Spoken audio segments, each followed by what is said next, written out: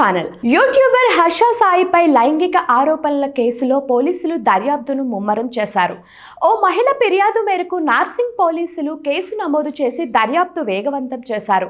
అతనిపై సెక్షన్ 376, 354, 328 కింద కేసు నమోదు చేశారు. ఇప్పటికే బాధితురాలకు వైద్య పరీక్షలు నిర్వహించిన పోలీసులు హర్ష సాయికి సంబంధించిన ఆధారాలను సేకరిస్తున్నారు. ప్రస్తుతం హర్ష సాయి పరారీలో ఉన్నాడు. అతని కోసం పోలీసులు దర్యాప్తు చేస్తున్నారు. అయితే న్యాయపరంగా పోరాటం చేస్తానని హర్ష సాయి తరపు న్యాయవాదులు చెబుతున్నారు. డబ్బుల కోసమే హర్ష సాయిపై అక్రమ కేసులు పెట్టారని అన్నారు. మరోవైపు మెగా సినిమా కాపీరైట్స్ కోసం హర్ష సాయి లైంగికంగా వేధించారని బాధితురాలు తరపు న్యాయవాది ఫిర్యాదు చేశారు. హర్ష సాయి కేసులో అసలేం జరిగింది అనే దానిపై హర్ష సాయి బాధితురాలు లాయర్ నాగూర్ బాబు మాట్లాడుతూ వాస్తవాలు బయటపెట్టారు. బాధితురాలు హర్ష సాయిని హీరోగా పెట్టి నిర్మిస్తున్న మెగా సినిమాకు ప్రొడ్యూసర్గా వ్యవహరించారని 2022లో ఒక సాంగ్ కోసం ఆమె తొలిసారి హర్ష సాయిని కలిశారన్నారు.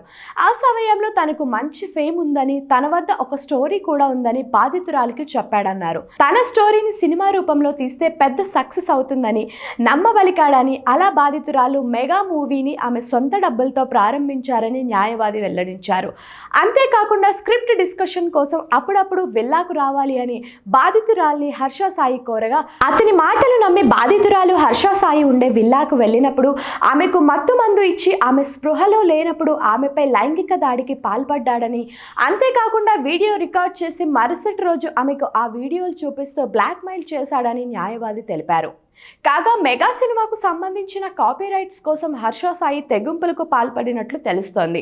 ఈ సినిమాకు బాధితురాలు ప్రొడ్యూసర్గా వ్యవహరించగా కాపీరైట్స్ విషయంలో ఇద్దరి మధ్య వివాదం నెలకొన్నట్లు సమాచారం. ఈ క్రమంలో బాధితురాలికి మత్తుమందు ఇచ్చి హర్ష సాయి అఘాత్యానికి పాల్పడ్డాడు. బాధితురాలి వీడియోలు హర్ష సాయి సీక్రెట్ గా రికార్డ్ చేసినట్లు తెలుస్తోంది.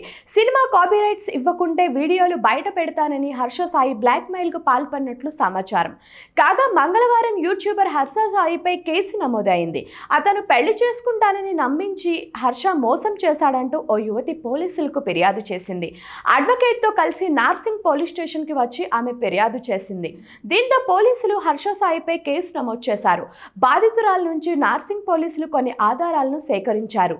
మరికొన్ని ఆధారాలను సమర్పించాలని బాధితురాల్ని పోలీసులు కోరారు. హర్ష సాయి నుంచి, అతని ఫాలోవర్స్ నుంచి ప్రాణహాని ఉందని బాధితురాలు చెప్పింది.